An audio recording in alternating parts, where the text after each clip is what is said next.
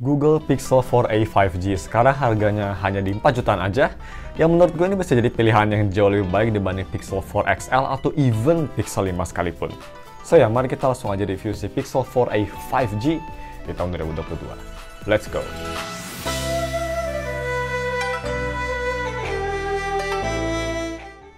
Oke guys, nama gue Stama dari Steph Tech, dan mari kita langsung aja review si Google Pixel 4a 5G. So, seperti biasa mari kita bahas dulu harga dan speknya. Ini bukan 4a biasa, jadi ini 4a 5G, artinya speknya tuh di-upgrade dikit.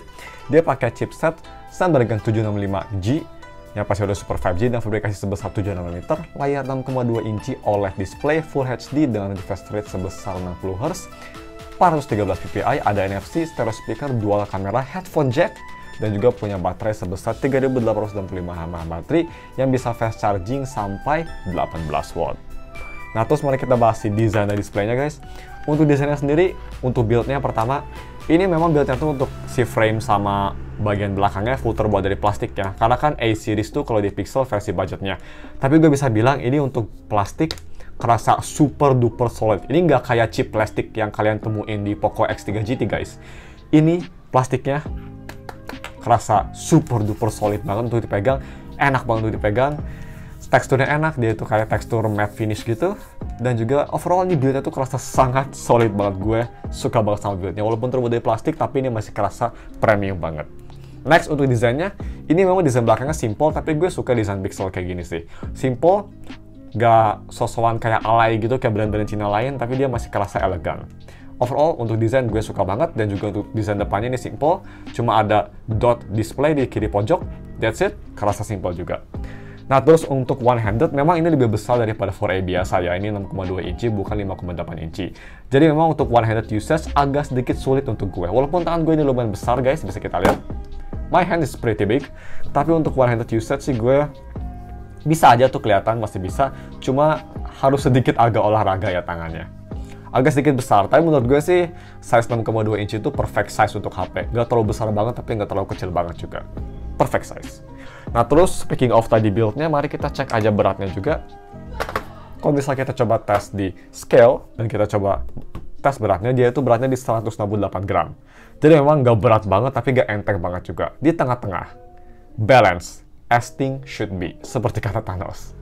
Very nice. Nah, terus mari kita tes untuk fingerprint sensornya sendiri. Bisa kita lihat itu fingerprint sensornya super cepat juga ya. Untuk scanningnya, gue rasa scanningnya super cepat, tapi untuk ngaktifin ke home screen-nya bisa kita lihat memang agak lama ya. Jadi pas udah ke scan, dia tuh masuk ke screen-nya memang agak lama. Jadi ada sedikit delay. Tapi overall, sangat reliable dan juga sangat akurat ini fingerprint-nya. Dan posisinya gue suka banget di belakang. Itu posisi favorit gue, to be honest. Nah, terus untuk NFC-nya guys, kita coba tes seperti biasa pakai kartu GTO. Langsung aja kita tes. Keblem. Langsung bunyi. Ya memang hampir semua, bukan hampir ya, semua Google Pixel yang gue review tuh NFC-nya selalu bekerja dengan baik ya. 10 out of 10. Easy clap. Nah, terus untuk kualitas layarnya. Nah, ini yang gue suka dari layar, yaitu layar udah full screen, dan untuk kualitas sendiri, ini walaupun layarnya hanya 60 Hz, tapi gue bisa bilang hands down kualitas layarnya jauh lebih baik daripada 4XL. Di sini layar kerasa terang, vibrant, tapi nggak se-vibrant Samsung, yang pasti jadi kayak di tengah-tengah, di antara Samsung sama Apple lah vibrantisasinya. Dan juga dia punya detail yang super sharp, dan juga kontras yang bagus. Dia juga warnanya ini sangat rich, jadi gambar kelihatan sangat hidup dan enak dilihat lah. Overall ini layarnya sangat bagus, film angle-nya juga cukup oke. Dan gue bisa bilang untuk harga 4 juta, ini layarnya one of the best. Enak banget lah buat kayak main game atau nonton konten. Ini layar kerasa enjoyable banget untuk dipakai. Nah, terus yang sangat enjoyable juga dan menurut gue lebih bagus daripada Apple, yaitu haptic feedback-nya. Hands down lagi guys, ini haptic feedback-nya memang untuk Google Pixel ya. Nggak cuma di 4a 5G, tapi di Pixel lainnya. Untuk ngetik keyboard dan haptic in general, menurut gue Google Pixel nomor 1. Gak cuma enak buat ngetik keyboard, tapi untuk kayak navigasi atau kayak auto rotate gitu, bukan suara ya, feeling vibrasinya tuh kerasa lebih solid daripada Apple, menurut opini gue. Terutama untuk ngetik keyboard, jauh lebih baik dibanding Apple, nomor 1. Nah, next mari kita bahas si audio quality-nya. So, yang pertama, gue harus bilang, 4a 5G, good news buat yang suka audiophile, masih ada headphone jack. Let's fucking go, guys. So, untuk kualitas headphone jack-nya ini juga sangat bagus, kayak flagship banget. Even di tahun 2022 sekalipun, dia punya amplifier yang kuat, jadi untuk ngedrive headphone kayak Cosporta Pro, gak ada masalah di volume sekitar 65-70% aja udah keras banget. Dan juga dia punya volume step yang lumayan banyak. Untuk suara ini lebih ke arah warm atau bassy ya, yang artinya sangat fun banget, which I very like. Punya vokal yang masih jernih dan punchy, mid-range-nya juga ini masih kerasa present, nggak ketutupan si bassnya, dan juga punya soundstage yang luas. Ya overall ini menurut gue selling point banget sih untuk headphone jack-nya. Terutama buat yang audiophile, ini kualitas headphone jack-nya sangat baik banget. Bisa bersaing malah dengan LG V-Series sekalipun untuk kualitas sendiri ya. Kalau untuk amplifier, V-Series masih menang, tapi untuk kualitasnya sendiri menurut gue bisa bersaing. Dan untuk kualitas dual speaker-nya juga nggak kalah bagus loh guys. Untuk harganya sih ini gue bisa bilang one of the best di harganya. Yap, lebih baik daripada Galaxy S10 Plus sekalipun yang pernah gue review. Atau V60, jauh lebih baik lah di Google Pixel 4a 5G. Dia tuh punya suara yang balance tapi masih kerasa kayak fun banget untuk didengar. Punya vokal dan mid-range dan bass yang bagus. Soundset-nya juga ini kerasa immersive dan juga punya full volume yang bisa keras dengan zero distortion. Oh ya, ini juga sama headphone jack ya guys, ini juga punya suara speaker volume step yang banyak, jadi bisa spesifik aturnya. Very nice. So overall guys, untuk si audio quality-nya sih ini, dari headphone atau speaker menurut gue ini S-Class banget, sangat baik. Dan untuk lebih detailnya ini di speaker testnya, gue rekomen kalian pakai headphone buat bisa ngedengerin lebih detail. Check it out guys.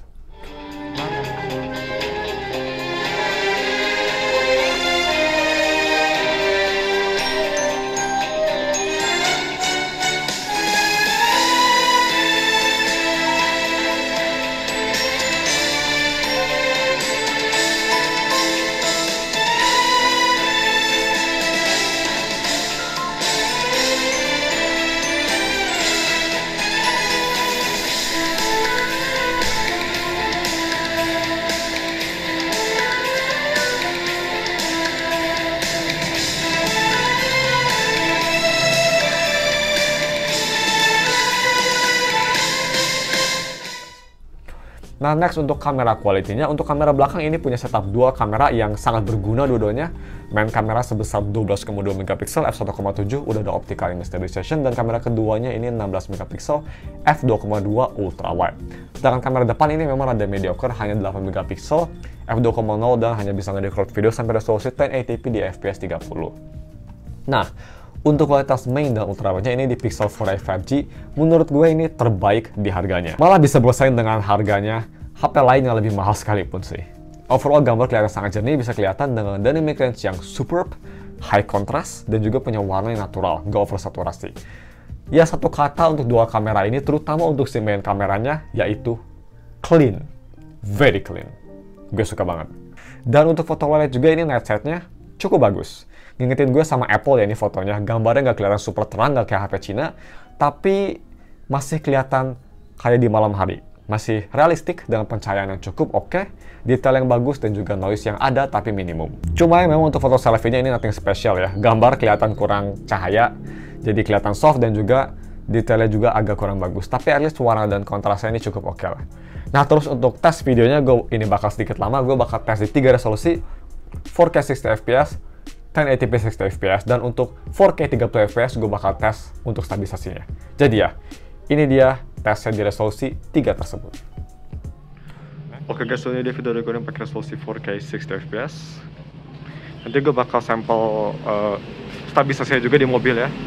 Ya lebih goyang-goyang. Ini cuma untuk kualitasnya aja gimana. Kalian bisa nilai gimana mikrofonnya, kecepatan fokus, pretty quick, very nice, dan overall kualitasnya.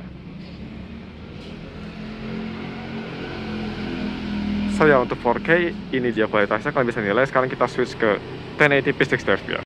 Dan ini dia guys untuk 1080p 30fps. Habis nanti kita bakal cek stabilisasi di 4K 60fps juga ya, bukan 4K 30fps untuk stabilisasi di mobil nanti. Ini dia kualitasnya, emang kelihatan lebih nggak detail ya. So mari kita switch aja ke si 4K 30fps. Oh itu Bluetooth-nya keras banget. 4K 30fps untuk stabilisasi. Let's go. Alright, so ini dia guys, resolusinya pakai 4K 30fps. Ini hujannya deras, jadi kalian juga bisa nilai gimana kualitas audionya kalau lagi hujan gini ya. Yang pastinya jalannya juga bumpy gini, jadi kalian bisa nilai stabilisasinya di 4K 30fps gimana. Jadi maksud slow truck ini, slow truck. Alright, ada jeglokan nih guys untuk stabilisasi tes. 1, 2, 3. Kablam. Bisa dinilai gimana stabilisasinya ya. Dan ya, kami bisa komen di bawah gimana kualitas 3 resolusi ini. Nice. Next, untuk gaming performance, yaitu pakai chipset Snapdragon 765G. Ini chipset mid-range yang masih capable banget di tahun 2022 menurut gue. Dan untuk tesnya gue main game Genshin Impact yang pastinya di settingan low setting, bukan low setting ya, low setting di FPS 60. Bisa kita lihat FPS memang nggak paling banyak ya, nggak gede FPS-nya. Kira-kira sekitar 30 sampai 35, maksimal 40 lah. Tapi gue bisa bilang, walaupun dia tuh awal-awalnya ada stutter, tapi setelah beberapa menit, pas game udah ngeload, game kerasa responsif berkat si layar dan pixel experience yang sangat responsif, ditambah lagi dengan chipsetnya yang menurut gue lumayan efisien, jadi nggak cepet panas, yang artinya gameplay kerasa lebih stabil dan enjoyable. Super NES ini masih lumayan playable pakai 765G. So ya, untuk game performance, buat main game berat sekalipun sih menurut gue masih cukup oke untuk harganya. Cuma memang kalau misalkan ingin fokus ke game aja, di harga 4,5 juta sih mendingan beli Poco F3 ya. Tapi menurut gue, kalau hanya untuk game sih, agak kurang worth it menurut gue. Tapi ya, untuk game berat sekalipun masih cukup oke, dan untuk main game rhythm game sekalipun, kayak Arkaya atau Bandori, gak ada masalah sama sekali pastinya. No touch ataupun audio delay sama sekali, mau main di difficulty paling tinggi. Bisa kita lihat sangat responsif dan gak ada masalah seperti HP Google atau Apple lainnya. Dan selanjutnya untuk si UI experience-nya boys, kalau misalnya kita ke settings, dan kita go all the way to the bottom ke system, dia itu sudah di Android versi, pertama kita cek dulu update-nya. Dia itu ada update ya, bisa kita lihat. Security update, karena gue tuh kalau nggak salah security-nya rada kurang early. Mana nih, kita coba ke security dari gue. Ya, gue itu security di bulan April, agak lama. Tapi yang pasti security ini masih disupport ya. Kenapa? Karena Android-nya juga ini masih disupport sampai Android 13. So, nggak ada masalah untuk 1-2 tahun ke depan ya. Malahan untuk 4 tahun ke depan sih menurut gue, kalau misalkan nggak apa-apa sama Android 13, nggak ada masalah. So ya, untuk si pixel experience sendiri, day-to-day usage, ini pretty much guys, gak ada yang bisa ngalahin. Untuk Android, ini the best untuk UI experience-nya. Ini chipset mid-range, gue rasa kayak pakai chipset flagship di HP lain. Kalau dibandingin sama Galaxy Z Flip 3, jauh lebih smooth di HP ini guys. Boleh dipakai buat multitasking, scrolling aplikasi, launching aplikasi, semua kerasa smooth banget. Ini kayak pakai iOS, sangat smooth dan yang pastinya sangat optimisasi. Ini berkat pixel experience yang sangat optimized dan enteng ya. Walaupun memang Android 12 pixel experience gak se-optimize Android 11 pixel experience, tapi ini masih jauh lebih baik, miles better dan OS skin gak jelas lainnya. So ya, ini pixel experience pretty much the best, terutama untuk multitasking guys. Nih gue liatin, kayak multitasking kayak gini nih. Ini kerasa seamless banget, kerasa kayak pakai Apple. Banyak banget HP yang nggak bisa kayak gini, kayak kayak One UI dan juga MIUI terutama. Dua OS itu walaupun OS yang terbesar di Indonesia, tapi nggak bisa multitasking smooth kayak gini. Kerasa kayak clunky. Di sini kerasa smooth dan kerasa seperti Apple, sangat smooth dan sangat optimized. Your experience pretty much the best. Buat kalian para perfectionist, ini the OS way to go. Dan untuk sinyalnya sendiri, mari kita tes sinyalnya deh guys. Kalau misalnya kita ke speed test, ini yang pastinya HP support 5G ya. Kalau misalnya kita mau ke settings dan kita ke network internet, kita ke Telkomsel, bisa kita lihat nih, dia itu support 5G. Tapi memang karena di daerah gue itu nggak ada 5G di Bandung, jadi gue nggak bisa tes, mohon maaf. So ya, kita tes aja untuk 4G speednya di speedtest.net. Untuk ping 31, very nice. Dan untuk speednya ini ya tipikal 4G ya, sekitar seginian. Ini gue udah kecil speednya karena kota gue udah mau habis by the way. Tapi ya, speed menurut gue ini normal-normal aja, nothing wrong with it. Dan untuk si upload speednya mari kita lihat. Yap, seperti 4G. Sekitar 15 sampai maksimal 20 MB ya kalau di Bandung, sekitar segituan. So ya, nothing wrong with the speed. Very nice, yang pasti sinyal masih oke. Dan juga kalau misalnya sinyal sampai ke blok sekalipun, seller yang gue beli itu dia ngasih garansi selamanya, which is very nice. Dan untuk DRM infonya sendiri, kalau misalnya kita ke DRM info, dia itu udah Super HDR10, refresh rate 60 buat yang penasaran, dan juga dia itu udah di Wide Final 1. Jadi kalau mau nonton streaming service, pretty much bisa sampai resolusi paling tinggi. So, mari kita langsung aja ke topik yang terakhir, yaitu battery life-nya. Ini salah satu selling point terbesar dari 4A 5G. Dia itu punya baterai yang cukup besar lah untuk Google Pixel, di 3895 mAh baterai yang bisa fast charging sampai 18 watt. Dan untuk ketahanan baterainya guys, ini menurut gue untuk Pixel Second, bukan Pixel baru, Google Pixel Second yang pernah gue review, ini battery life-nya pretty much the best yang pernah gue review. 4A 5G bisa tahan 1,5 hari dengan pemakaian yang enteng, hanya sosial media dan untuk YouTube aja. Dan bisa dapat SOT sampai, ini gue masih belum dicas ya di 24%. Gue tadi pakai buat SOT. Kita ke battery usage, dia dapat SOT sebesar ya kira-kira sekitar 7 jam pas. Dengan sisa baterai 20% lah. Sangat impresif untuk HP second ya, karena kayak Pixel 4 XL itu hanya dapat 4,5 sampai 5 jam, yang baterainya besar juga. So this battery life is super good. Yang pasti ini berkat chipsetnya juga yang lebih efisien dibanding flagship. Dan untuk si charging speed-nya juga ini cukup cepat. Gue ngecas pakai charger 18 watt yang pastinya dari 20% sampai 100% itu hanya butuh waktu 1 jam 39 menit. So lumayan oke. Oke, langsung aja kita kasih konklusinya guys, karena cuma segitu aja reviewnya. Dan untuk konklusinya ini menurut gue, di harganya yang sekarang Pixel 4a 5G cuma 4,5 juta aja, ini sih jauh lebih worthy dibanding Pixel 4 XL menurut gue. So, daripada beli Pixel 4 XL, mendingan nabung dikit buat 4a 5G walaupun 4 XL lebih murah. Kenapa? Karena 4a 5G punya kualitas layar yang jauh lebih baik, lebih futuristik, lebih modern dibanding 4 XL, support 5G juga, chipset yang sama dengan Pixel 5 dan juga itu chipsetnya sangat efisien, yang artinya baterainya jauh lebih baik, dan juga dia punya software yang lebih future proof dan fleksibilitas kamera yang lebih baik dibanding Pixel 4 XL. Oh iya, satu lagi juga, masih ada headphone jack. Very nice. So ya guys, mungkin cuma segitu aja reviewnya. Mohon maaf kalau misalnya ada kesalahan atau ada fitur yang kelewat. Kalau misalnya kalian mau beli HP ini atau mau mau wallpaper si Eiko ini, ciki-ciki ban-ban, gue udah taruh dua-duanya di deskripsi ya. So ya, thanks for watching guys, we'll see you in another video. Bye.